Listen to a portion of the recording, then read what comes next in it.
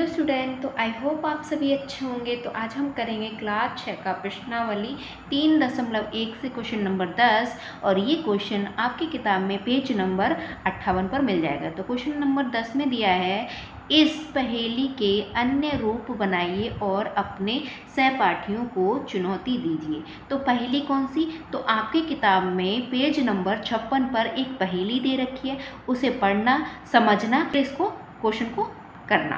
अब इसमें हमें देखो, पहेली तो हम नहीं समझा रहे, इसमें हमें क्या करना है। तो देखो, सबसे पहले ये समझो कि विषम संख्या और सम संख्या क्या होती है। तो विषम संख्या क्या होती है?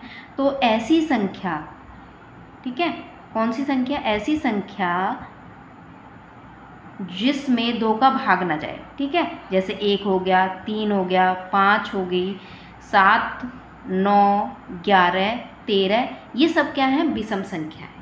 अब सम संख्या क्या होती है? तो सम संख्या ऐसी संख्या होती है जिसमें 2 का भाग पूरा पूरा चला जाए। जैसे 2 हो गया, है ना, 4, 6, 8, ये सम संख्या है। 8, 10, 12, 14, ये सब क्या सम संख्या है। अब ये तो हमने समझ लिया। अब करना क्या है? तो इस पहेली में हमें क्या करना है? एक सारणी भरनी है जिसमें हमें विषम संख्या को क्या बनाना है? महाकोष्ठ बनाना है। तो सबसे पहले हम इसे लिख लेते हैं, क्योंकि आपको पहेली जब पढ़ोगे तो आप समझ जाओगे कि इसमें क्या करना है। तो अब हमें इसमें करना है कि एक क्या, पहला एक का आंसर देते हैं हम कि एक क्या करना है? एक सारणी लेनी है। तो सारणी, और वो सारणी हमें भरनी है। कैसी भरनी है? तो विषम संख्या को लेकर, जिसमें लिखेंगे यहाँ,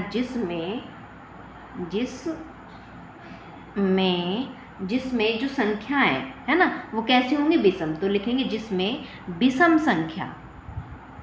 संख्याएं क्या होने चाहिए? महाकोष्ठ होने चाहिए। अभी हम समझ लेते हैं कैसे। अब ये महाकोष्ठ कैसे बनेंगी? देखो, विषम संख्या को लेना है हमें सिर्फ। तो हमें एक सारणी बनानी है। कितने?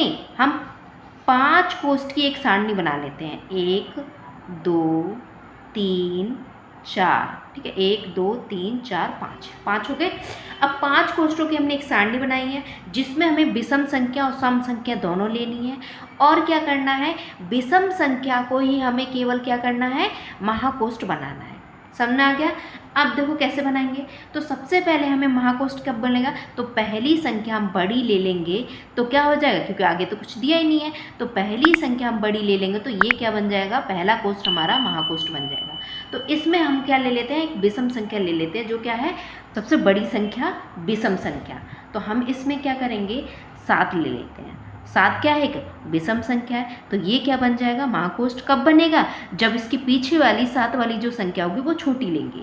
तो अब यहाँ ले लेते हैं हम 2, और 2 क्या है? एक सम संख्या है ना। तो अब क्या हो गया? ये जो 7 है वो क्या बन गया? महाकोष्ठ बन गया, क्योंकि आगे तो कुछ दिया नहीं है और पीछे क्या है? छोटी संख्या। तो ये एक महाकोष्ठ बन गया और विषम संख्या भी है, क्योंकि बोला ही इसमें कि सारणी में हमें क्या करना है? विषम संख्या को महाकोष्ठ बनाना है। अब आगे देखो, यहाँ हम ले लेते हैं 9। क्योंकि क्यों हमें 9 लेना है? क्योंकि देखो, ये महाकोष्ठ है तो 7 वाला तो महाकोष्ठ हो नहीं सकता, इसके अगला वाला महाकोष्ठ हो सकता है। क्यों? क्योंकि आगे क्या है? छोटा नंबर। अब ये महाकोष्ठ बनाने के लिए हम पीछे भी नंबर छोटा लेंगे, जो संख्या लेंगे वो छोटी लेंगे। तो क्या ले लेते हैं हम? 4 ले लेते हैं। ले ली 4। अब देखो, ये भी महाकोष्ठ हो गया। क्यों? क्योंकि आगे संख्या छोटी, पीछे संख्या छोटी, तो ये एक महाकोष्ठ हो गया। अब इसके बाद देखो, हाँ भी हम क्या करेंगे? एक महाकोष्ठ बनाएंगे। क्यों? क्योंकि हमें महाकोष्ठ कैसे प्राप्त करने हैं? विषम संख्या करनी है। आप जरूरी नहीं है कि आप 5 कोष्ठों की ही सारणी बनाओ, आप 3 की बना सकते हो, 4 की बना सकते हो, कितने की बना सकते हो, ठीक है। तो मैंने यहाँ 5 कोष्ठों की एक सारणी बनाई जिसमें हमें अधिक से अधिक, यानी ज़्यादा से ज़्यादा क्या मिले? महाकोष्ठ बने। एक ये महाकोष्ठ है, एक ये महाकोष्ठ है, एक ये महाकोष्ठ है।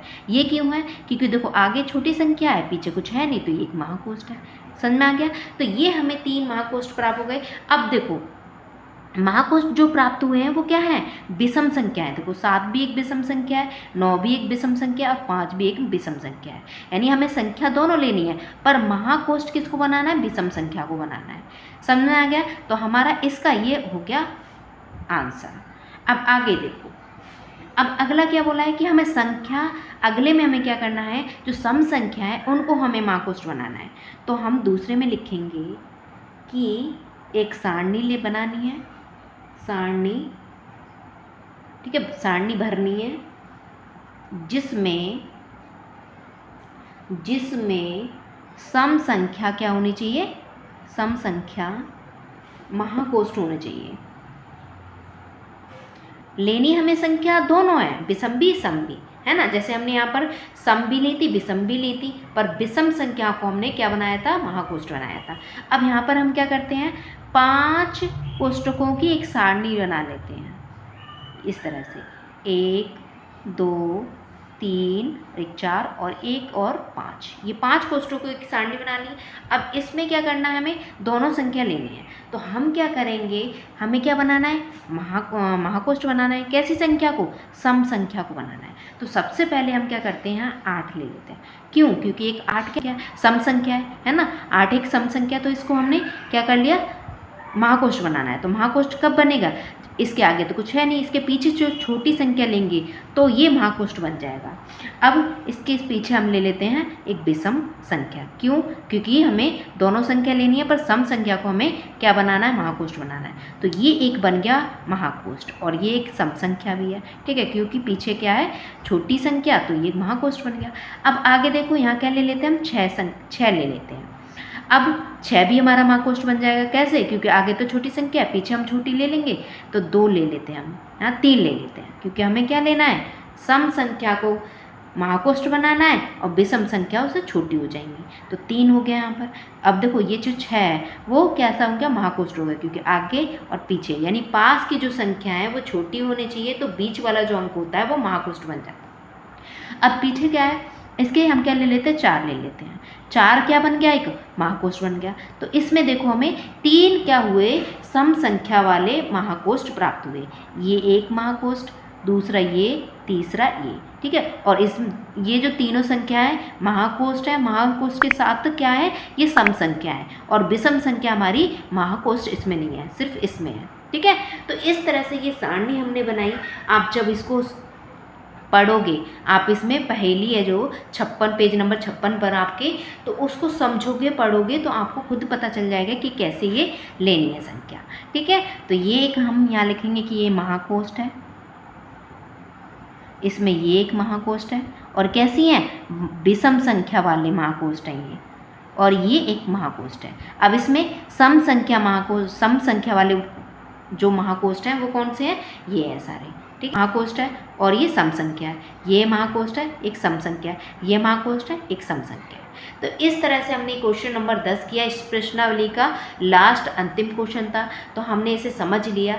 अब आने वाली वीडियो में हम नेक्स्ट वीडियो में क्या करेंगे, इसकी प्रश्नावली 3.2 के क्वेश्चन सारे करेंगे। तो आई होप आपको मेरे समझाने का तरीका या मेरी वीडियो पसंद आती है तो वीडियो को लाइक करें, चैनल को सब्सक्राइब करें एंड बेल आइकन को ऑन कर लीजिए, ताकि मैं जब भी वीडियो अपलोड करूं तो उसका नोटिफिकेशन सबसे पहले आपको मिले। तो thank you for watching my video and bye bye, take care.